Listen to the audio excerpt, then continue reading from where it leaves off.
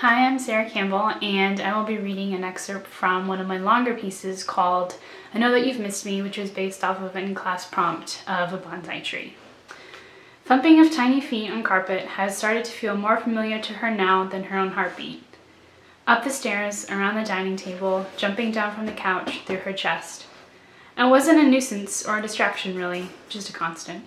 Belonging to two young girls, these clamorous feet had been many places alongside one another. They had tentatively stepped to the edge of a pool, scared to be the first to jump, compared notes on which flower in their grandmother's garden would be the prettiest to bring home, and sat huddled in an empty bathtub, far past bedtime, exploring a new book or contriving secret handshakes. Though their collective favorite place of late has been Nancy's room, an exciting opportunity for Laura to be allowed into the space of her older sister. The two would disappear after homework was done in the evening or breakfast had fully satisfied on Sunday mornings and spend hours in the upstairs bedroom. The door usually purposefully closed, a memento to defining their time. Though Pearl could still hear musings of royal stuffed animals and elaborate plots of heroism from her study below.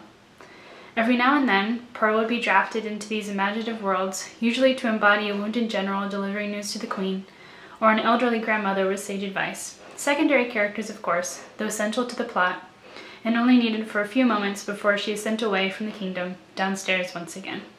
Pearl sits now, in her usual chair below the action, grading papers. As far as Sunday afternoons were concerned, the rest of the world didn't exist, and Nancy and Laura forfeited their 7- and 4-year-old selves to battle an evil queen in the remote wasteland of Antarctica.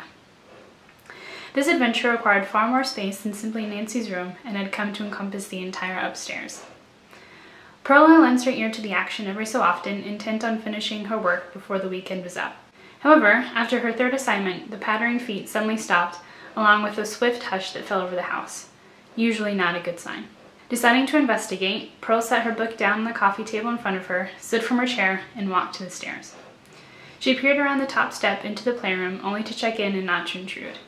She felt a wash of secrecy at the appearance of her young daughters, and knew that what she had walked into she was not supposed to see. They were crouched low, nearly sitting on the ground in front of a bookcase, whispering frantically in the huddled way that only siblings do. Nancy, the oldest, suddenly stood and turned swiftly as if getting an idea. In this turn, though, she spotted her mother.